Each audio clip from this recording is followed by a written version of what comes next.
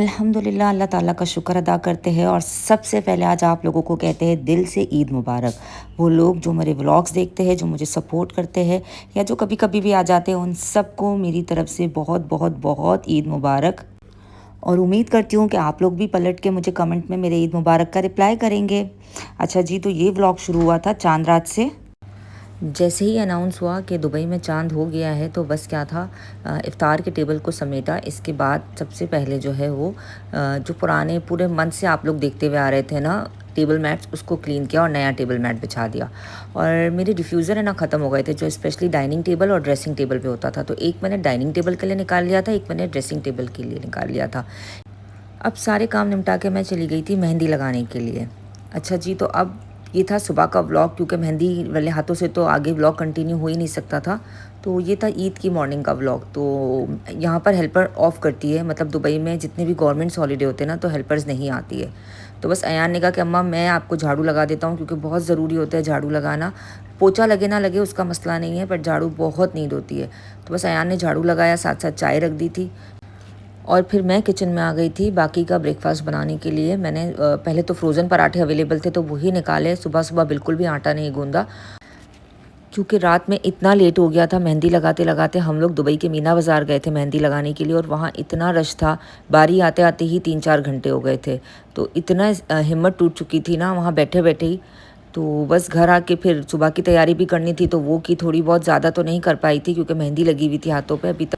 खैर, पराठे बनाने के बाद मैंने बना लिए थे हाफ़ फ्राई एग्स, क्योंकि सबको हाफ़ फ्राई एग्स ही खाने थे और ये ज़्यादा इजी होता है। तो बस सबके लिए एक ही चीज़ बना ली थी। मैं तो अंडा खाती नहीं हूँ, तो मैंने बस अपने लिए पराठों के साथ कुमैल ले लिया था, मतलब कंडेंस्ड मिल्क।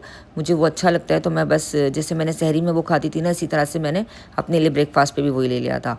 और चाय भी ऑलमोस्ट पक चुकी थी, तो बस अयान ने चाय निकाल ली और फिर वो हमने मिल के नाश्ता कर लिया।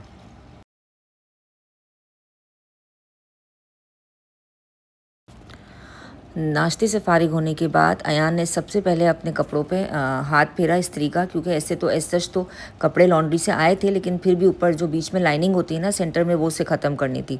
तो बस वो अपने कपड़ों पे आयरन कर रहा था और मैं रेडी हो चुकी थी, क्योंकि हम लोगों को एक छोटा सा फ़ोटो शूट करना था। मेरे हस्बैंड तो जा रहे थे, उन्हें जाना था कहीं पर। ऑलमोस्ट ये दोपहर का वक्त हो चुका था, तो बस वो भी रेडी हो गए थे, अयान भी रेडी हो गया था, मैं भी रेडी हो चुकी थी। तो बस मैं थोड़ा बहुत घर सेट कर रही थी कि थोड़ा सा घर सेट हो जाए तो हम अच्छा से एक फ़ोटो शूट कर लें हम सब अपना अपना। मेरे भांजे भांजी भी आए हुए थे, भांजा तो रुक गया था, भांजी सुबह आ गई थी तैयार होके। ये जो मेरी ईद थी ना, ये पिछली 9 या 10 ईदों से बहुत डिफरेंट थी। मतलब ये था कि मैं जो हूँ ना ब्यूटिशियन हूँ, तो मेरा जो काम होता है ना वो बहुत ज़्यादा हेक्टिक होता है इन डेज़ में। कराची में मेरे पास फुल डे बुकिंग्स होती थी, फुल नाइट, इवन सुबह सहरी तक भी, मतलब या ईद की रात हो तो ईद की रात तक भी मैं सुबह 4-5 बजे तक काम कर रही होती थी। और ईद का दिन यूजुअली बस मैं अपनी मदर इन लॉ से मिलने जाती थी। हम लोग, मतलब मैं और मेरे हस्बैंड और मेरा बेटा, और बस फिर हम आके सुबह 10, साढ़े 10, 11 बजे तक सो जाते थे और फिर हम शाम में उठते थे। तो ये यूजुअली हर साल हमारा रूटीन होता था।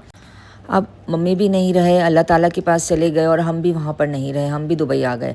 और यहाँ पर आकर मैंने काम तो शुरू नहीं किया, तो बस यहाँ की ईद थोड़ी सी अलग थी। सुबह उठ के मतलब रात को चांद रात पे मेहंदी लगाना ये बहुत कम होता है मेरी लाइफ में।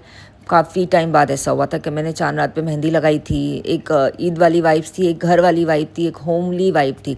वरना एज अ वर्किंग वुमेन तो ये सारी चीज़ें हो ही नहीं सकती थी। ना घर सेट हो सकता था, ना मेहंदियाँ लग सकती थी, ना ईद की तैयारी ऐसे होती थी।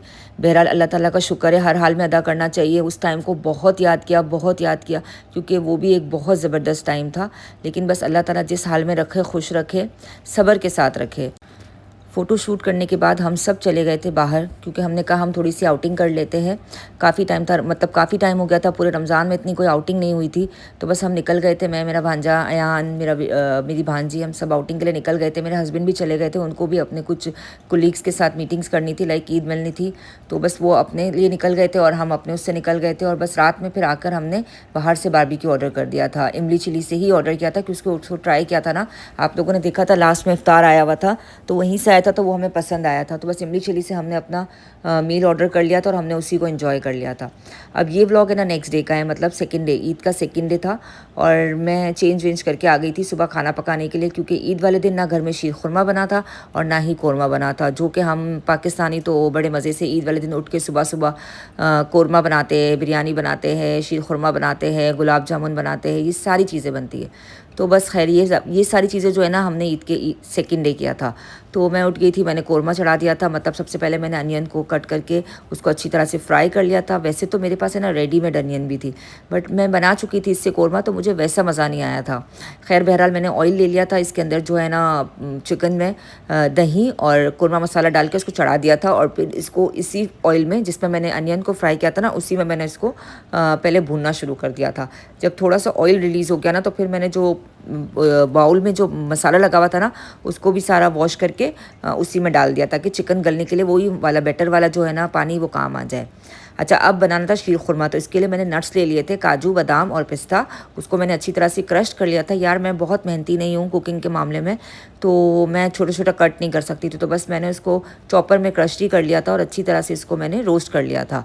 अच्छा, मुझे ना थोड़ा सा ज़्यादा ब्राउनिश रोस्ट पसंद होता है, क्योंकि इसकी फ्रेगनेंस बहुत अच्छी आती है, फ्लेवर्स बहुत अच्छे आते हैं। अच्छा, जितनी देर में मैंने इसको रोस्ट किया ना, इतनी देर में मेरे चिकन भी गल गया था, तो मैंने जितना भी फ्राइड अनियन था ना वो इसमें डाल के अच्छी तरह से इसको हिलाया चिकन को, और फिर ढक के इसको गलने के लिए छोड़ दिया।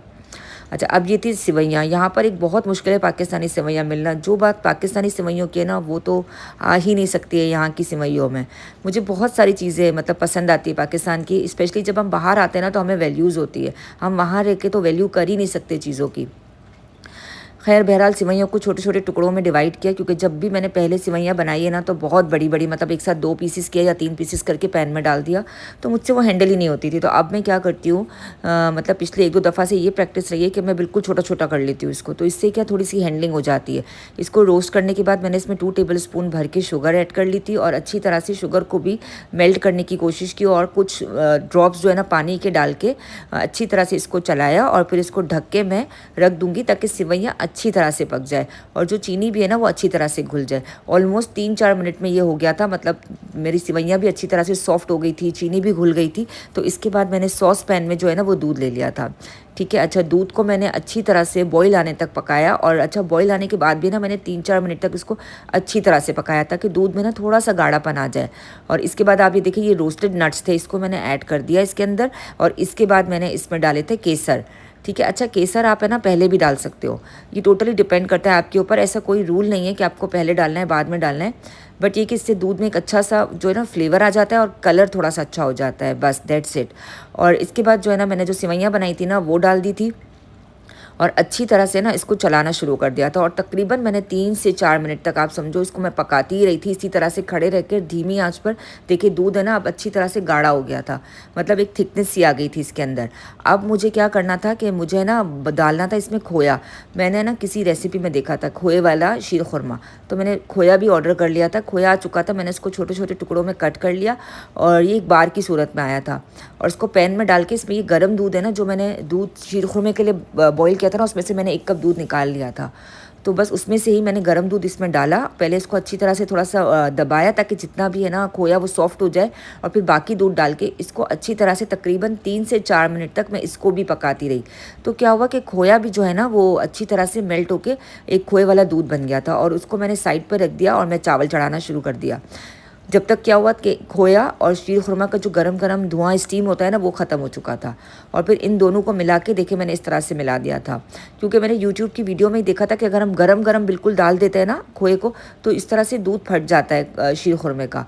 तो मैंने फिर थोड़ा सा वेट कर लिया था। अच्छा, अब ये देखिए, ये मैं ग्लास लाई थी स्पेशली ईद के लिए शीर खुरमे को सर्व करने के लिए, तो मैंने इसी के अंदर शीर खुरमा निकाला, अच्छी तरह से इसको डेकोरेट किया नट्स के साथ। और हम देसी घरानों में तो ये बहुत कॉमन है ना कि ईद हो और शीर खुरमा ना हो, क्योंकि इन दोनों ये तो दोनों बेस्ट बडीज़ है ना, इन दोनों का साथ तो बनता ही है। अच्छा जी, अब ये लंच टाइम था और मैंने टेबल लगाना शुरू कर दिया था, तो बस अल्लाह ताला से यही एक दुआ है कि अल्लाह ताला सबके दस्तरखानों को वसी करे, आमीन सुम आमीन। मुझे भी अपनी दुआओं में ज़रूर याद रखिएगा। अल्लाह हाफ़िज़।